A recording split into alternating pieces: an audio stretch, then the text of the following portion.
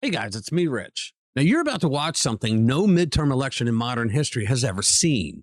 The Department of Justice just announced that it's deploying a record-breaking 1,000 election monitors across the country, nearly 4 times what we saw in 2022. In the next few minutes, you're going to find out exactly why the Trump administration is making this unprecedented move, what it means for the stalled SAVE Act, and which senators in your own party may have just handed the other side an opening. And if you stick with me till the end of this video, you'll see why this fight is far from over. Let's get into it. All right, guys, welcome back to RPW Media, where we're MAGA first, conservative second, Republican third, with the goal of bringing you the most honest news coverage of the day. If you're new, like, subscribe, and comment, and thanks. All right. Let's talk about what just dropped out of Washington, because this is a big one. The Trump administration is gearing up for the November elections with an election security effort, the likes of which we have simply never seen before. The DOJ is sending out a record 1,000 election monitors to keep watch across the country. Now, I don't know about you, but when I hear record, I start paying attention. This isn't a routine staffing memo. This is a statement. And here's the thing. With control of Congress on the line and with the usual suspects still howling about voting procedures every election cycle, the administration looks like it's decided to stop asking nicely and start putting federal eyes directly on the process. But stick around, because the reason they're doing it this way instead of the way Trump originally wanted is where this story gets genuinely interesting. It was Harmeet Dillon, the Assistant Attorney General for the Civil Rights Division, who made it official. She announced that the monitors are being surged nationwide to watch for compliance with the Voting Rights Act. And the scale of this thing tells you everything about how seriously this administration is taking election security this cycle. According to CBS News, this planned 1,000-person operation is nearly 4 times the number of monitors used in 2022 midterms. Let that sink in. 4 times. It also blows past the 714 monitors deployed back in 2024 to oversee compliance with federal election law. Now, here's a piece of the story that you need to see for yourself.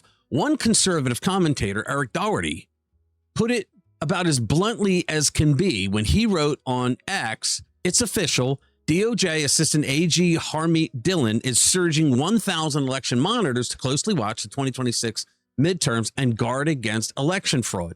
Great news. Every state should welcome this. And the usual blue state suspects who don't likely need election monitors even more. There's nothing to hide unless you're cheating." Amen.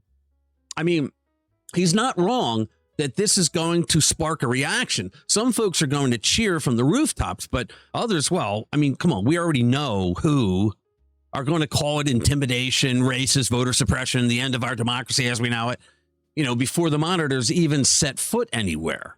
But regardless of which side of that you land on, you cannot deny the sheer size of this deployment is unprecedented. So why is the DOJ going this route instead of Congress just fixing it legislatively? Well, that's a great question. And that's exactly where this gets a little frustrating if you're a conservative watching from home. The move comes while the Save America Act, that's the sweeping election security legislation, remains completely stalled in the Senate. And it's not because Democrats blocked it outright. It's stalled because Republican holdouts, centrist Republicans within the party's ranks, meaning moderates, rhinos, if you will, they refuse to eliminate the silent filibuster standing in the way of moving it forward. Provisions in that bill had broad public support, and it still couldn't get it out of its own chamber. I mean, think about that. President Trump made passing the SAVE Act one of his top priorities heading into 2026. He called on the Senate Republicans to use every option available to get it through Congress and onto his desk for a signature. That didn't happen. So instead of waiting around for a Senate that can't get out of its own way, the administration pivoted and did what it can actually control right now. The executive authority already sitting on the DOJ's desk, 1,000 monitors deployed under existing federal law. If the legislature is going to stall, Trump wants to push forward. So here's the bottom line, guys. Say what you want about the political theater all around this, and there will be plenty of it between now and November, trust me. But the bottom line is here. The administration found a way to act on election integrity without waiting for a Senate that couldn't get its own act together. And that's the upside here. Whether or not the SAVE Act ever gets a vote, voters in November are going to have more federal eyes on the process than in any midterm in recent memory. And honestly, that's a win worth watching play out. So tell me what you think about this in the comments below. I love hearing from you guys. Do you think 1,000 monitors is the right call, or should Congress have gotten the SAVE Act across the finish line first? All right, thank you for watching. I'll see you in the next one.